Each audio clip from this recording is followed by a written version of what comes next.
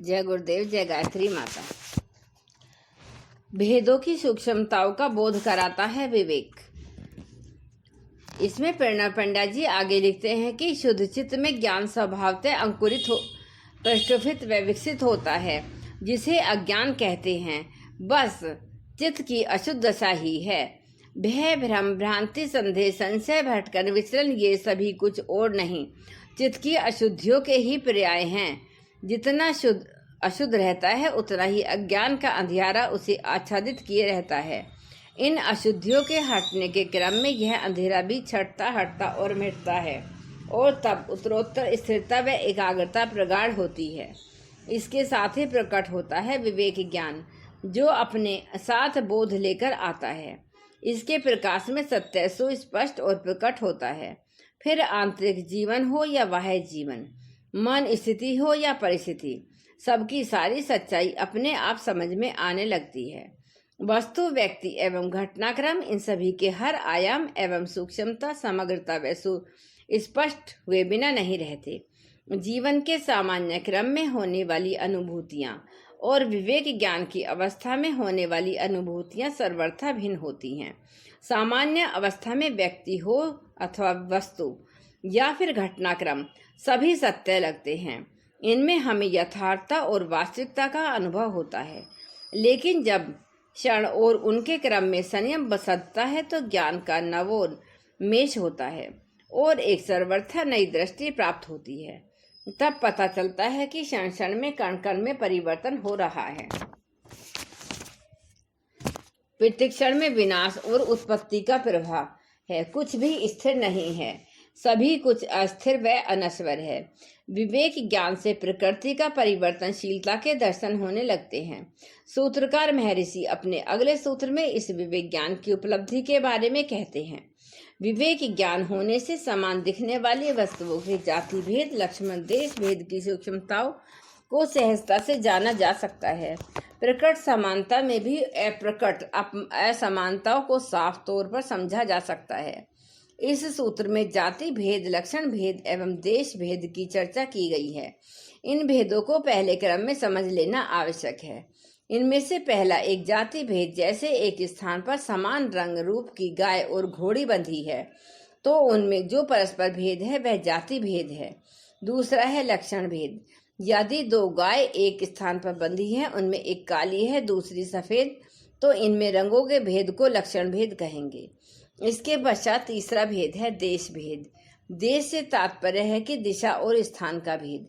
कहीं बैठे हुए एक व्यक्ति के पूरब की ओर एक आंवला रखा है और वैसा ही दूसरा आंवला उसके उत्तर की ओर रखा हुआ है, तो इन आंवलों में परस्पर भेद न तो जो जाति के कारण है और न ही लक्षण के कारण, बल्कि यहाँ तो भेद स्थान व दिशा का है, इसलिए इसको देश भेद कहा जाएगा।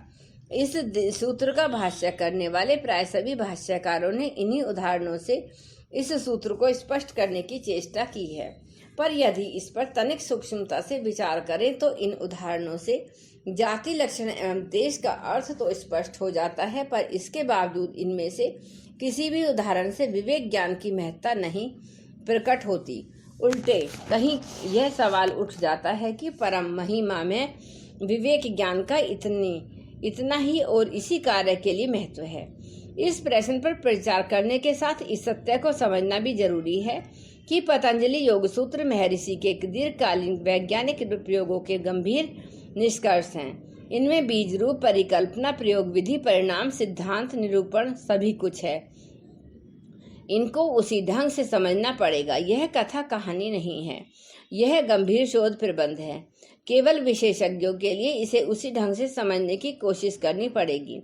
समझने की कोशिश में थोड़ी कमी, थोड़ी खामी रही तो बात नहीं बनेगी। जिस ढंग से इसे लिखा गया है वह ऐसा है कि जो इसके लिए तैयार नहीं है, तो महर्षि के द्वारा कहे गए ये सूत्र बड़े स्वचालित ढंग से और इसकी ओर से अपनी पीठ फेर लेंगे, तो सूत्रों में छिपे हुए महर्षि के द्वारा छिपाए गए मर्म को समझाने के लिए जाति भेद, लक्षण भेद एवं देश भेद के सत्य पर, इसके अर्थ पर नए ढंग से विचार करना होगा। सबसे पहले विचार क्रम में जाति भेद। जाति का संबंध जन्म से है। ज्योतिष शास्त्र में प्रयुक्त होने वाला शब्द जातक अर्थात जिसका जन्म हुआ अर्थात अथवा जिसने जन्म लिया इसी से बना है। जीवन के जन्म का कारण बनते हैं उसके चित्त की संस्कार श्रृंखला। इन संस्कारों से ही जन्म का स्वरूप निश्चित व निर्धारित होता है। तो इस तरह जाति का भेद अर्थात अर्थ संस्कार भेद से है। अब लक्षण भेद को समझना होगा। जीवन के लक्षणों का निर्धारण मनुष्य के अथवा जीवात्मा के कर्मों के आधार पर होता है। जीवन के सभी घटनाक्रमों में इन क्रमों के आधार पर ही घटित होते हैं। इन क्रमों का समझना वास्तव में लक्षण भेद को समझना है। चित्त के विभिन्न स्तरों पर कर्म राशि विद्यमान होती है। इन सभी में परिपाक हुए कर्म ही जीवन के लक्षण बनकर प्रकट होते हैं। तीसरे क्रम में देश भेद है। देश भेद में स्थान व दिशा की सूचना है। अपने जीवन का अथवा किसी अन्य के जीवन का क्या, देश का क्या है और क्या होगा, इसका निर्धारण संस्कार व कर्म करते हैं। इसी सच के साथ सच यह भी है कि देश भेद को जानकर जीवात्मा और उसके जीवन की सभी वास्तविकताएं जानी जा सकती हैं। यूं तो समस्त सृष्टि अथवा दूसरे शब्दों में प्रकृति का संपूर्ण परिदृश्य या परिक्षेत्र देश ही है। इसमें भेद जीवात्मा के अपने कर्मों व संस्कारों के अनुसार होता है। जाति भेद, लक्षण भेद, देश भेद के तीनों रूपों में अनेकों सुयोग्य संयोग घटित होते हैं। जैसे कि एक देश में भिन्न जाति वाली व भिन्न लक्षण वाली जीवात्मा हो सकती है, इसी तरह जाति की समानता में लक्षण व देश की भिन्नताएं हो सकती हैं। लक्षण की समानता में जाति व देश की भिन्नता हो सकती है।